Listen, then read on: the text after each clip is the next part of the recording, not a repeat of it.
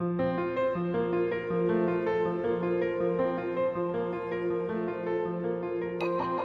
is Inner Healing Paths podcast. Here we discuss the healing of the mind, body, soul, and spirit through a variety of different paths.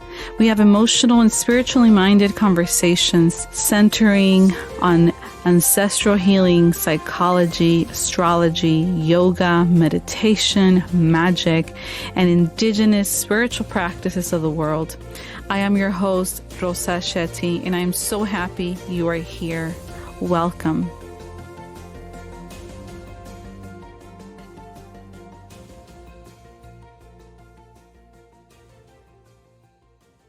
Hello, everyone. Welcome back to the podcast. I'm your host, Rosa. For this episode, I invited Reiki Master Jassy Jackson to talk about the healing path of Reiki. Jassy shares what Reiki is and how it can help you on your trauma healing journey. If you find this episode helpful and healing on your path, don't forget to subscribe to my podcast so you can be notified each time a new episode is released. Also, I would really appreciate if you take a moment to leave me a review on Apple Podcasts, as this really helps boost our presence on this platform. And if you share it on your social media, make sure that you tag me so I can reshare your post with my audience. Please know that this episode is not meant to treat or diagnose any physical or mental health condition. This episode does not substitute for healthcare or mental health services of any kind. Guests have a right to share their opinion and perspective, and this does not constitute an endorsement of them or any entity they represent. So without further ado, here's my interview with Jassy Jackson. Take a listen. Hi, Jassy. Welcome to the Inner Healing Paths podcast. Hey, Rosa. Thank you so much for having me today. Yes, of course. No, thank you for agreeing to come on and share your wisdom and your knowledge with us. I'm super excited. Yeah. So tell us a little bit more about yourself and the healing work that you do. Yeah, of course. So I am a Reiki master. I'm located here in Camarillo, California, but I also do distance Reiki. I have some clients that are in New York, in Florida, Michigan, Oregon. They're all over the place. I've even done a few out of Australia, which has been really cool. And being a Reiki master basically means that I use a very specific technique to empower people to reset their energy, release anxiety, and basically just reset their nervous system. I do have a background in psychology. I'm not a licensed therapist, just to make that clear, but I do have a master's in industrial and organizational psychology. And for about 13 years now, I have empowered people to shift career paths, take on new roles, new job opportunities. And funny enough, the people that come to see me for Reiki somehow are led to me because they are looking to change where they put their energy 40 hours a week. And as soon as I start the intake process, I learn that they are looking to leave their job or change their career, which is part of my expertise. I do use industrial and organizational techniques along with Reiki and other methods to empower people to shift into a frequency that allows them to expand, to grow, and align with their calling. Yeah, well, that sounds so fascinating. Can you share a little bit about how did you get into the path that you're on now? How did you find Reiki, and how did you merge your both paths, the organizational psychology path and Reiki? How did that happen for you? Yeah, thanks for asking that. I'm always so excited to share my journey because I feel Yeah. like a lot of people resonate with it. Yeah, Um, absolutely. I am someone that basically followed all the rules. So, whatever that means to you, I basically went to college, I graduated from grad school, I got married, I climbed the corporate ladder rather rapidly in my 20s and early 20s. I can confidently say that I did it all. I did everything everyone expected me to. And yet, at the end of the day, I was anxious, depressed. I felt lost. I mean, I remember getting married and sort of being at the height of my career. And like a week after coming back from my honeymoon, I remember sitting in my boss's office and just explaining to her how sad and depressed I was. And she said, well, this is kind of the height of and the highlight of your life. And in my mind, I was like, this can't just be life. I can't just be waking up every day, driving to my 9 to 5, coming home, eating, watching TV. Like that just wasn't what I wanted. And in my mind, I had done everything everyone had expected. In my mind, I was successful, and I felt this soul crushing anxiety and depression, and this point of view that I didn't deserve it. And several Mm. times in my life throughout that journey, Mhm. I kind of wanted to blow it all up. I wanted to just destroy my career, quit, and move on to something totally different, do something that I really wanted to do, because that anxiety was so crippling, so much so that I was actually diagnosed with fibromyalgia.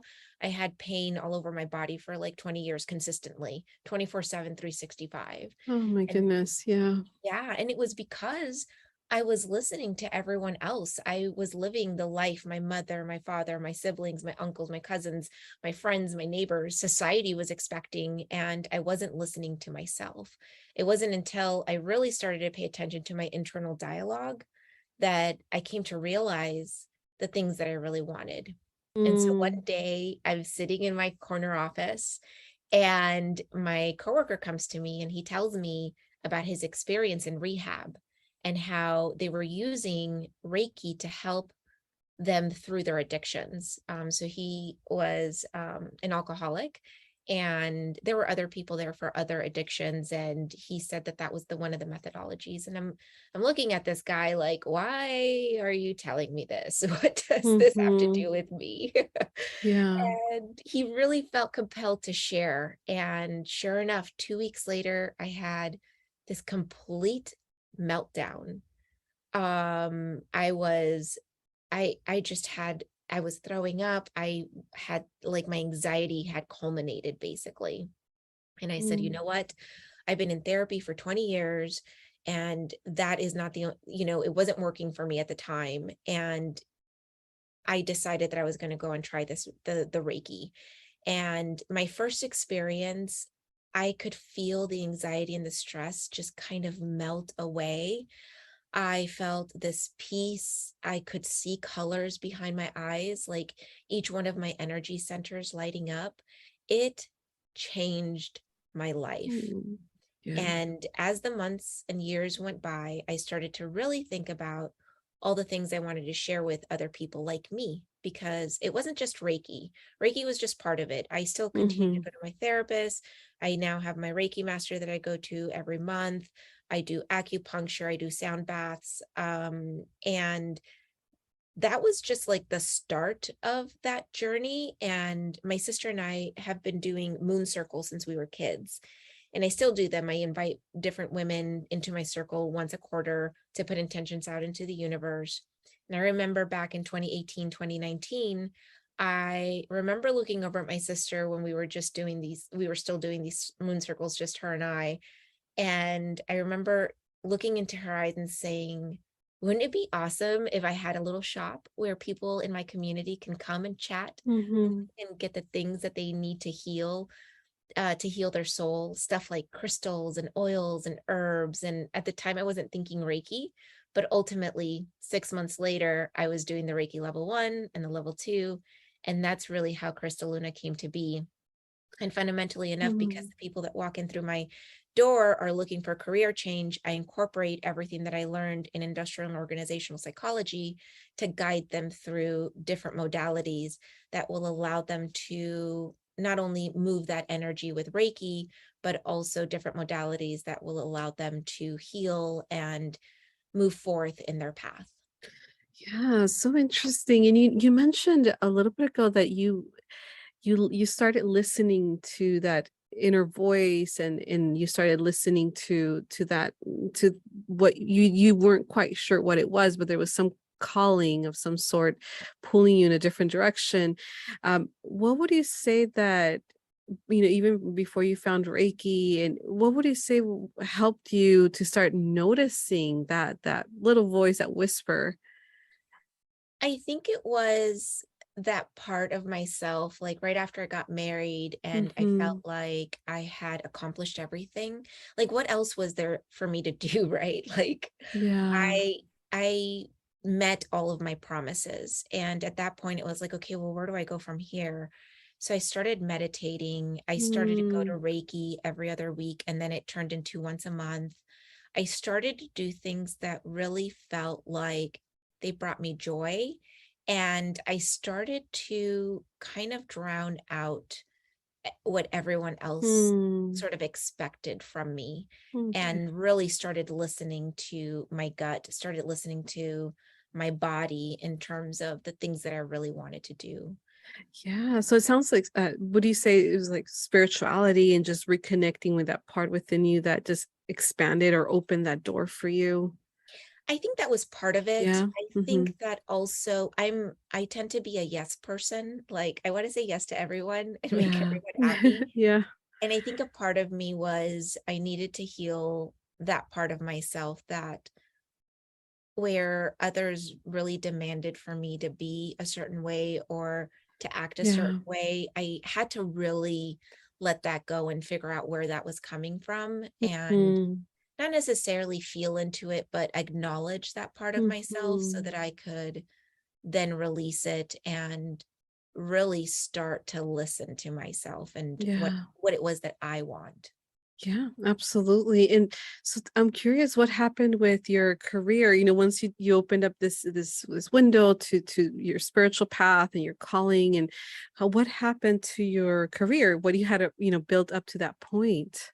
Yeah, I'm still doing it. Mm-hmm. Yeah. I'm Okay. someone that Yeah. I mean, since I was a kid, and I mean, people that have known me in my past know that I can handle a lot of things. So for example, in high Yeah. school, I was in tennis, I was the yearbook editor. I also had like a bunch of AP classes. So I had a full boat. And then at the same time, I was also taking college classes. Mm, So I'm someone that has to yeah. have a lot of projects kind of going on. So I Mm-hmm. do the Reiki stuff kind of on my own time. So Tuesday through Thursday, anytime after 6 p.m. And then Saturdays and Sundays, I'm also open.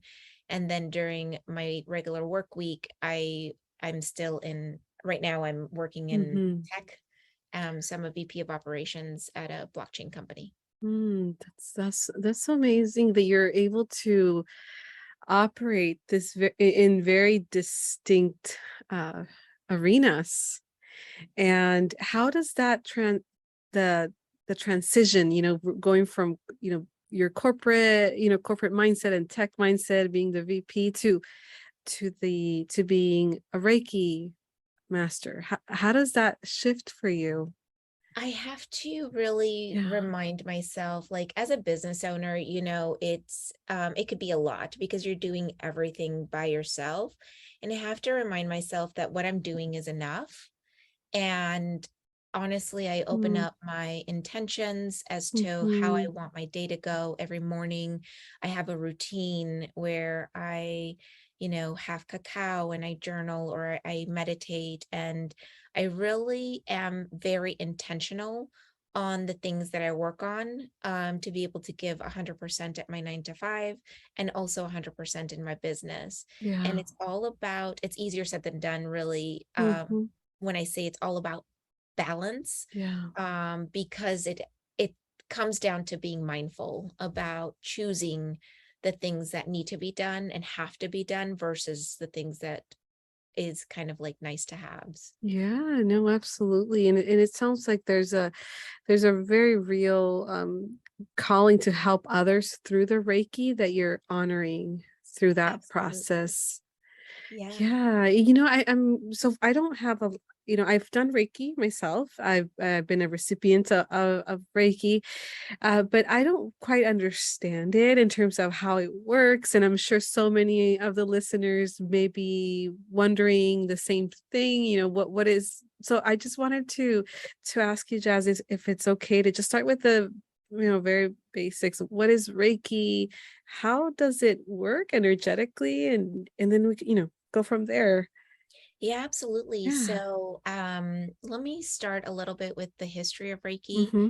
So, Mikao Usui is the father of Reiki, and honestly, there have been studies and sort of speculation around this format of healing, if you will, and moving energy has been around for a really long time, Mm-hmm. including in Jesus's days, right? There's a lot of belief around the way that he used to heal people was Mm-hmm. through this format. It wasn't necessarily called Reiki, may have been Mm-hmm. called something different. But Mm-hmm. basically, what it is, so Usui actually was a doctor, and he was very spiritual around his 40s, and he was looking for his calling, right? Or ways to be able to heal himself. And he actually climbed a mountain out in Japan, and he was up there for about 3 weeks. And on his way up there, he broke his foot. And as he was up there and he was meditating, he had these visions of these bubbles, which a lot of us think that a lot of Reiki practitioners think that it was the chakras that he saw, and they were flowing down into him. He was kind of downloaded and given the this Reiki energy, right? And he was able to put his hands over his foot that he broke, and he was able to heal himself and come back down the mountain. And the reason why Reiki is here in the Mm-hmm. United States is because this woman named Takata was over in Japan. She was visiting her parents out there, and she would come go by the Reiki studio, and finally went in, and she was healed from whatever her ailment was. And she believed so much in it that she learned from Usui and brought it back to Hawaii. So in Hawaii, you'll find a huge hub of Reiki healers, a huge hub of healers in Mm-hmm. Okay. general. And so basically, all of the Rohoyo Usui students have that lineage from either directly from Usui. There's another gentleman that also learned from him, or Takata. My lineage particularly Mm-hmm. comes from Takata, and each Mm-hmm. each student is then attuned. So there is a specific ritual for level 1, level 2, and for the master level, because everyone has the Reiki energy and the ability within them, but you have to get attuned in order to kind of wake that ability Got up, it. because it's been so dormant for so long within Hmm. us that you need to have this ritual done. Oh, and what is what does that mean? The attunement. Attunement Mm. is basically what we do in the ritual within the each chakra to be able to wake up that part of you, or that chakra within you, to move, be able to move that energy. And so, for example, when I am the fact that I am attuned, Mhm. when I say I am attuned, that means that another Reiki master Mhm. what basically performed that ritual on me, and I'm now able to give Reiki. And honestly, from level 1, you start to feel it in your hands, you start to feel it in your body, you see doors opening for you, basically in different avenues. It's like my life pretty much changed when I Yeah. first got attuned. Yeah, And wow. It just sounds so fascinating to even it imagine really that is. process of awakening it's almost like you're awakening your spirit, your this that, like you said, that energy that is that we have, but it's just we don't use it. We don't know how. We don't even some of us don't even know that we have such energy within available to us to use for ourselves and to help others. Absolutely. Yeah. And I've seen a lot of studies, because I'm Yeah. I like to read experiments and Yeah, yeah. studies, Same. right? I And am the there's been a same lot way, of yeah. yeah, there's been a lot of studies of people that haven't been attuned, for example, but let's say they have a glass of water, and they'll put a frequency meter on the water, and after sending the intention into the water, so let's say the intention is that you want the water to have the same vibration of love, right? You're sending love to the water. You can physically see within Mm. minutes, within 10 plus minutes, you can physically see that frequency raise on the meter. It's Wow. super Okay. interesting. So interesting. And then there's been Okay. other study, like same study, right? Mm-hmm. Where you'll send the vibration of, well, let's send the vibration of ugliness or of sadness, and they'll literally see that frequency move. And there have been other Mm. studies where they'll send the same vibrations to two different cups of water, and then they'll freeze it.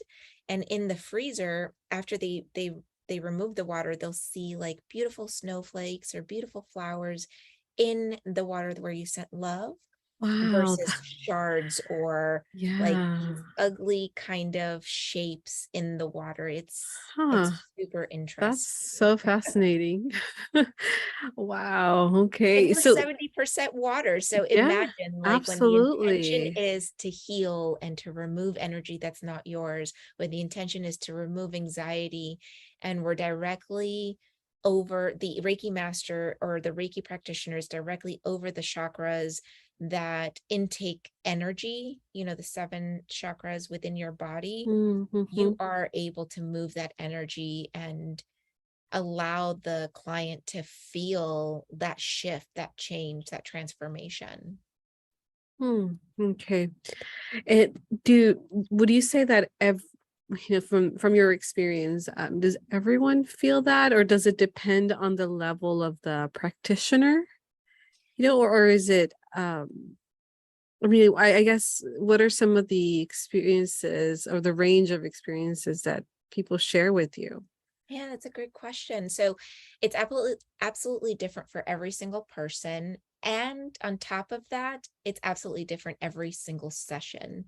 So for me, Hmm. I've probably gotten over 100 Reiki done on me, and not two sessions have been exactly Mm-hmm. the same. Okay. Wow. And Okay. some people will see lights behind their eyes. Other people will see visions. Other people feel like they're floating. Other people will fall asleep, which is absolutely okay. Well, that means you're relaxed enough and open enough. Really, the variation of this, or the most important thing, is to be open. If you're Hmm. coming in Yeah. and seeing if it's a parlor trick, or you just want to see what happens, or you don't believe your friend that got Reiki, like, it's not going to work. It just isn't. It, Absolutely. it's all about intention and whether or not you're open to it. I had my Reiki master talked about a a student of hers, or not a student of hers, a person that came uh into her Reiki room, and she had a broken shoulder, and the doctors had said that it was going to take 9 months for it to heal. And this girl came in every single week for 3 months, and it healed within 3 months because she had the intention to heal it. She did not want to be out for Hmm. 9 months. And the Yeah. doctors still don't know how that happened, but we Hmm. know that it was the Reiki energy that Yeah. allowed her to heal, and her openness to Her Reiki. openness, right? Her openness and the trust, right, on that process. I think having that trust and that belief that this is working, this is going to help me, this I'm going to set that intention, all of that just creates this healing energy for yourself. Exactly. Yeah. So I'm curious, when it comes to more of the emotional arena and healing, for folks struggling with just painful experiences from their childhood and trauma, what would you say, or how would you say that Reiki can be of help, or how does it contribute to someone's healing journey? Yeah, I mean, I feel like when it comes to healing, we often think about it in a physical sense, like Yeah. maybe you had an open wound or a Mm-hmm. cut or a burn, something that has hurt our bodies. And I think that a lot of us don't really think about how we might be wounded from things that have happened in the past. And that might be why we feel anxious or we feel sad. A lot of times I have clients that just feel lost and they don't know why. And when we really dig into it, it is because we haven't tended to or nursed back to health the things that have wounded us, within ourselves, right? Yeah. And so I see so many people that come to me with extreme anxiety and descriptions of feeling lost in the world. And with every single client, it is because we have all adapted to whatever situation, whatever has been told to us, whatever we have had to do to be Mm. who we are today, which Yeah. can feel uncomfortable because it's not who we truly were meant to be in this world. And I don't think it's necessarily a bad thing, because we all have to do what we need to do in order to survive, in order to be Yeah. accepted and maybe make things comfortable in the space, home, group that we're Mm-hmm. in. And I do think that a lot of us have shaped ourselves into what everyone else expects us to be and have not taken the time to truly get to know who we really are. Mm-hmm. And so with Reiki, this gives us an opportunity to really uh, melt away or remove the emotions, the wounds that don't necessarily belong to us, because a lot of us have this Mm-hmm. habit of empathizing with others or sympathizing with others, Yeah. so much so that you put yourself in their shoes, and then you tend to take that on.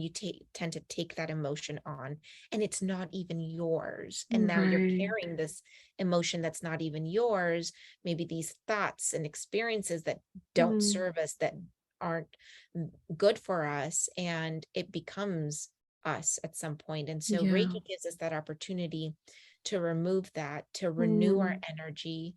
And it also, I teach within the Reiki, because when you come in to see me, we talk for a few minutes, then we do a grounding meditation, and then I start the Reiki. And after the Reiki, you get a sound bath. So that we integrate everything that we just kind of uh, removed. You integrate yourself back in. And at the end, I teach you a way to sort of protect yourself, to set boundaries energetically, because it's great to set Mm-hmm. boundaries physically with people, or as you're interacting with them, but energetic boundaries are really important. And Absolutely.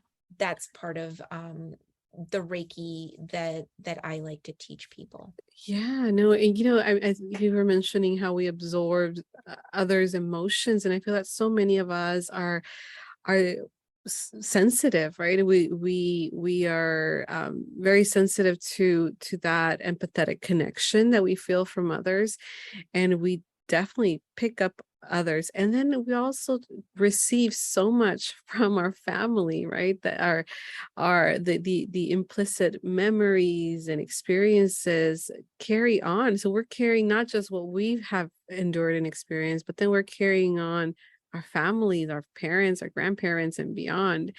So it's a lot, right? It's a lot energetically to carry on top of what we're already going through. It So I really like is. that approach that you shared about how Reiki just kind of helps you have some relief. It sounds like it just gives you relief from that, from carrying energetically so much. Absolutely. Yeah, so beautiful. And one of the things that I know that pre-pandemic, I would go in person to, the few times that I did it, I was in person, and then post-pandemic, I've done it a few times too. And of course, that was distance at a distance. I was at home. Would you say there's a difference in terms of if it's more powerful when you're in person, or is it the same? I'm always curious about that because I've done both. I personally feel like there's no difference, but I don't know from from your experience, what do you say? I would say that, back in the day, like in fourth grade Yeah. science, we're all taught that everything is energy, right? Down to like the keyboard, the Mm-hmm. desk, the car, the whatever you're sitting on, everything is energy.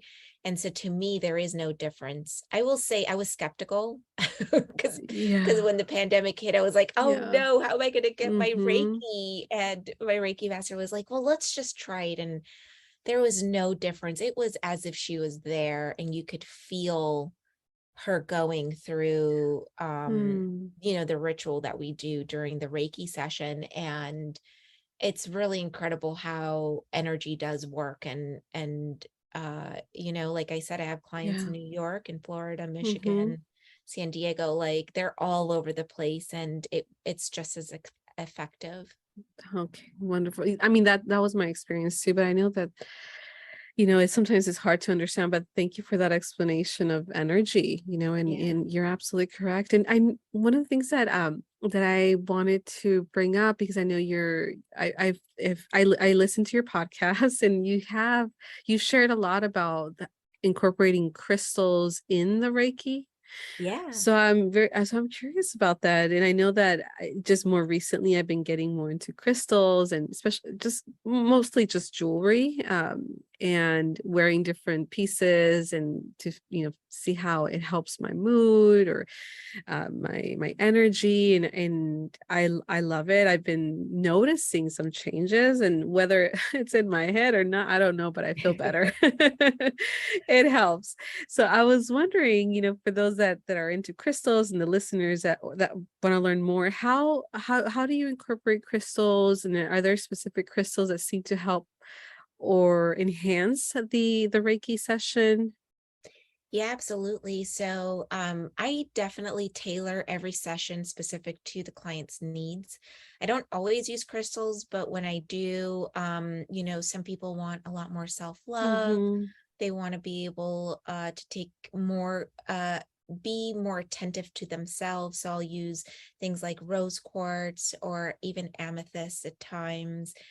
Some people are feeling like there's so much negativity around them, and they want to be able to come back to base, come back to like what would be normal for them, because they're just absorbing all the negativity, whether it's at work or at home, or whatever the case may be. I'll use tourmaline or hematite for that. The one crystal that never fails is, of course, the crystal quartz.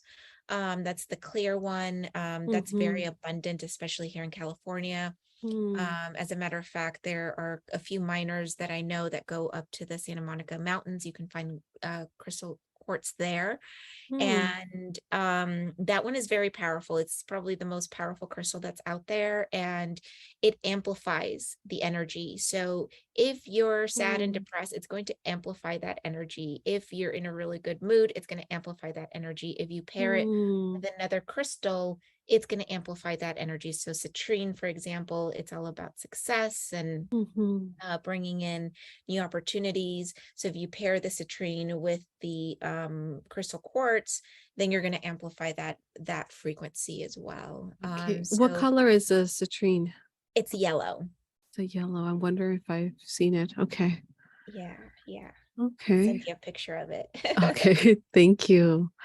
Yeah. Okay. So that's good to know. So if you're feeling down, or already feeling upset, would it be recommended to carry or connect Not a with the clear, crystal quartz, not but with I a, would, okay. yeah, I would connect with a hematite or an Mm, obsidian or a tourmaline, because that will absorb all of that negativity or, the mm, sadness. Carnelian is really good too. Carnelian mhm, actually amplifies passion, and carnelian is great for addiction as well. If you're trying to curb mm, your eating or curb, you know, things that you're using that is not necessarily great for you, and you want to kind of diet on that. yeah. Carnelian is a great one to carry with you. That one feels really good too to me. Yeah, yeah.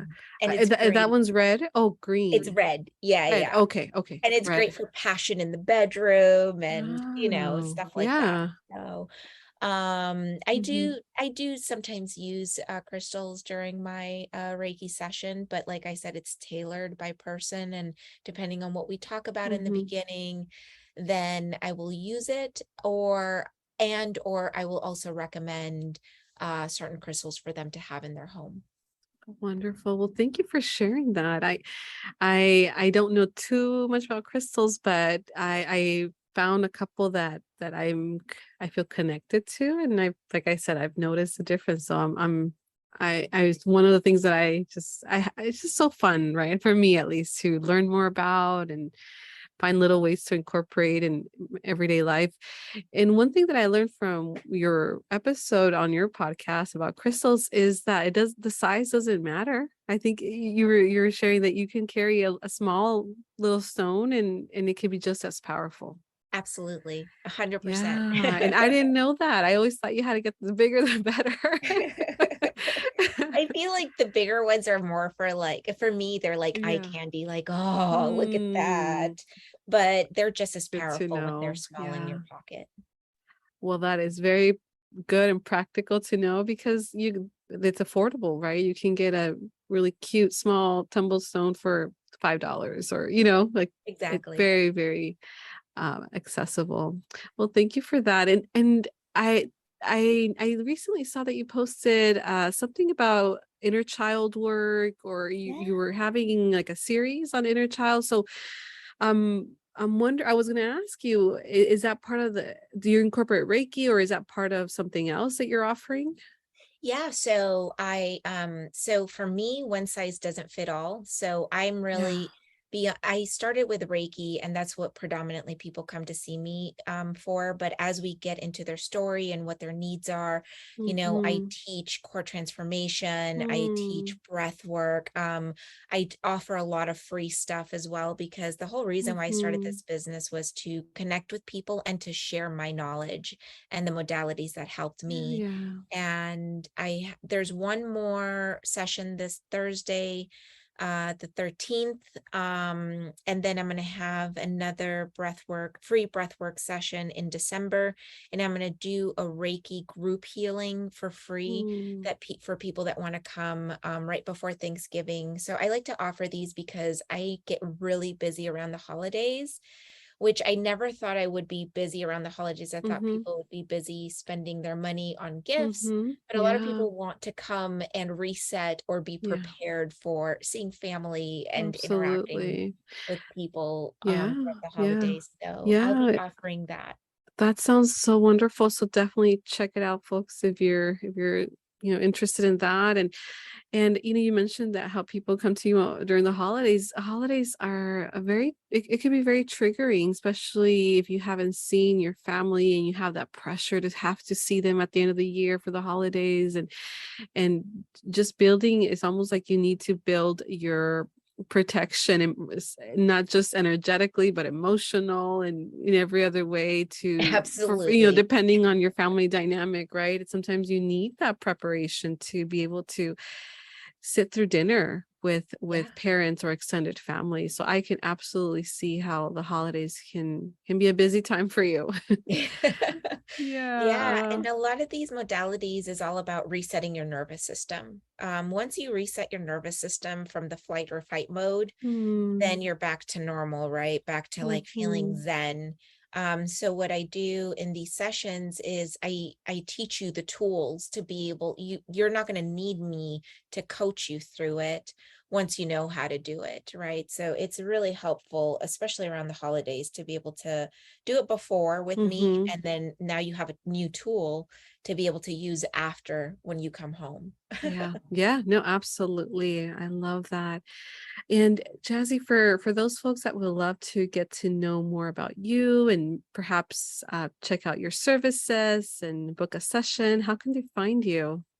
Yeah, so Instagram is probably the best way. So my handle is at Krista Luna Vortex, and my website is www.krista-luna.com. And I have some of the free sessions there on my front page. For anybody listening to this podcast, you'll get a 20% discount if you use the code ROSA, Rosa. Wonderful. And Thank yeah, I you. would love to meet you guys and hear what you guys what you took away from this podcast today. Yeah, wonderful. And do you, before we end, do you have a book or anything that, for folks that would love to get to know more about some of the things that you shared about or healing? Is there a book that you recommend? Yeah, absolutely. So, one of the things that I find in the healing Mm-hmm. journey is that every single person at some point has an objection. So Yeah. basically what that means is they create their own kind of glass ceiling for how much happiness they think they deserve.